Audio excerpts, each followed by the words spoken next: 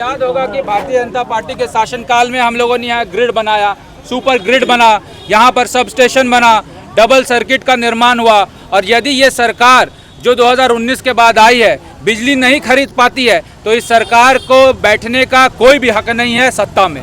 यदि यहाँ के विधायक, यहाँ के मंत्री हेल्पलाइन नंबर जारी करते हैं चापाकल को ठीक कराने के लिए और वो हेल्पलाइन नंबर शुरुआत में रिलीज होने से पहले ही वो डिफंक्ट पड़ जाता है, तो आप समझ सकते हैं कि यहाँ के मंत्री, यहाँ के विधायक यहाँ की जनता के साथ किस प्रकार से खिलवाड़ कर रहे हैं। आज गांव में आप जाइए तो चापाकल की स्थिति को देखिए, एक भी चापाकल ठीक नहीं है। आप ही के न्यूज़ चैनल पर ये खबर चली कि एक पिंटू यादव नाम का व्यक्ति जो ने चापाकल के लिए प्रोटेस्ट किया मारकन में कि वो चापाकल फलना अंसारी नाम का व्यक्ति ने घेर लिया। ये दुर्भाग्य की बात है कि इस तरह की परिस्थिति गोड्डा में हो रही है।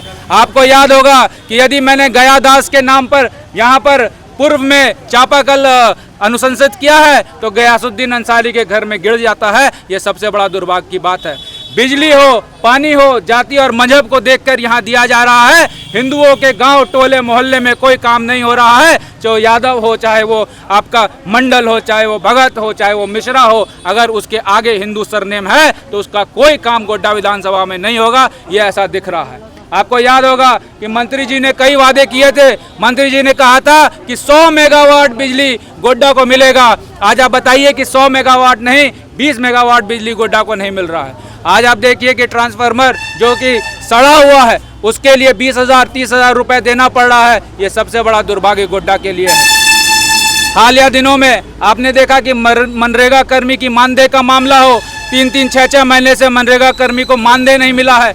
यहाँ पर जो सहायक आचार्य, जो सहायक शिक्षक हैं उनको 6 महीना से जो है उनका वेतन नहीं मिला है। उनके पोस्ट को डिलीट कर दिया गया है, ख़त्म कर दिया गया है। ये अंधी बहरी गूंगी सरकार को हम लोगों ने यहाँ पर जगाने का काम किया है। और जिस प्रकार से जन समर्थन मिला है, मैंने कहा है कि ब्लॉक में जाए तो लक्ष्मी के बिना आपका काम नहीं होता और महालक्ष्मी का मालिक कौन है ये यहाँ के मंत्री विधायक नहीं बता रहे हैं। ये सबसे बड़ा दुर्भाग्य है। उनको बताना चाहिए कि महालक्ष्मी किसकी कंपनी है। उनको बताना चाहिए कि हजारों हजार हाईवा जिन्होंने बालू घाट का दोहन किया, बाली उठाया, वो किसका हाईवा है, कैसे चल रहा है, कौन ड्राइवर है, किसको पैसा जा रहा है। ये तमाम चीज़ें मंत्री जी को बताना चाहिए क्षेत्र की जनता को, ताकि यहाँ पर जो पानी की समस्या जो अवैध बालू के ढुलाई के कारण हो रही है उसमें रोकथाम लगे। मैं शुक्र मनाता हूँ, मैं आभार प्रकट करता हूँ यहाँ के मीडिया चैनल का कि आपने प्रमुखता के साथ चीज़ों को उठाया और आपके ही आवाज़ का नतीजा है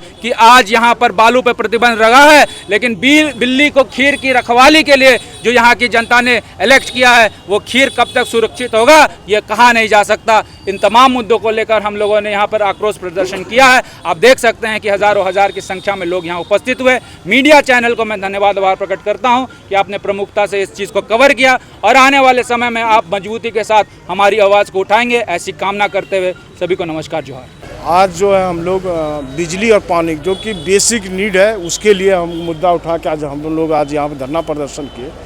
सरकार का तो उदासीन रवैया रहा है, साथ ही साथ जो गोड्डा जिला की अगर हम परिदृश्य में बात करें तो यहाँ पे मुख्यतः 3 बड़े प्लांट हैं। ECL है, अदानी है, NTPC है।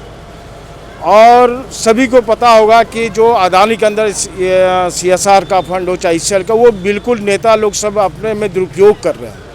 और अगर यहाँ के चापानल अगर 2% मतलब 8 से 10 करोड़ हर एक के पास है कि जो अपने क्षेत्र में विकास की योजनाओं में लगा सकता है, जनहित की योजना में लगा सकता है। लेकिन जिससे कि हमें नहीं लगता है कि अगर अदानी ही चाहे तो पूरे ज़िले के चापानल ठीक करा सकती है, पानी की व्यवस्था करा सकती है। लेकिन अदानी भी लगा हुआ है, उसके साथ नेता लोग लगे हुए हैं जो कमीशन के बेसिस पे जो उनके दबाव नहीं बनाते हैं, जिसकी वजह यह है कि जो जनहित का मुद्दा होता है जहाँ पे CSR फंड खत्म होना है, खर्च करना है, वहाँ पे आज वो खर्च नहीं हो पा रही है। खर्च कहाँ हो रही है, कहीं पे जाके रोड बना दे रहा है जिसमें उनको कमीशन आ रहा है। इसमें अदानी के स्टाफ भी लगे हुए हैं, इसमें ECL के स्टाफ भी उठा रहे उगाई कर रहे हैं। इसको देखने वाला कोई नहीं है। यहाँ के तो मंत्री है इंडस्ट्रियल, कम से कम वो तो प्रेशर बना ले, वो तो करे। बात हम जहाँ बिजली की कर सकते हैं, बिजली की बात हम पूरे राज्य की नहीं कर रहे हैं। ठीक है, राज्य पैसे नहीं दे रही है, लेकिन यहाँ के CSR फंड से गोड्डा का तो बिजली है, ECL और अदानी तो करा सकता है। सिर्फ गोड्डा जिला की बात हम कर रहे हैं, तो इसमें सभी लोग का मिली भगत है। और जो यह नौबत आ चुका है ये बहुत दयनीय है और आगे चल के और भयावह होगा। और जनता जिस तरह से आज हम लोग के साथ जुड़ा, आने वाले समय में इस सरकार को भी फेंकेगी। साथ ही साथ इन कंपनियों का जो मोनोपोली है इसके विरोध भी आगे हम लोग लड़ाई लड़ेंगे। बिल्कुल, हमने CSR फंड लेके हम आप बता देते, चंपा का एक स्कूल है, उसका सोशल मीडिया भी डालता, उसका एक चापानल के लिए भी मैंने बोला, जहाँ पे हज़ारों बच्चे, जहाँ पे मिड डे मील नहीं बन रहा है, उसके लिए अभी तक वहाँ पे चापानल नहीं लगा। ये लोग सुनता नहीं, ये लोग बोलते कि आइए यहाँ बैठिए, यहाँ पे उनको कमीशन दीजिए, तब ये बातें होगी। वो बोलते हैं कि ऊपर से ही रोक है। ऊपर से किसने रोका है? ये अदानी को भी बताना चाहिए, कौन नेता के पास दे रहे हैं वो। जनता के लिए के काम के लिए वो है, नहीं तो जनता आज आने वाले समय में अदानी भी घुसेगी, ECL भी घुसेगी। ये मैं बात पक्के रूप से बोल रहा हूँ। इस तरह से माहौल तैयार हो रहा है, आने वाले 2 से 3 महीने में आप लोग को दिखेगा भी।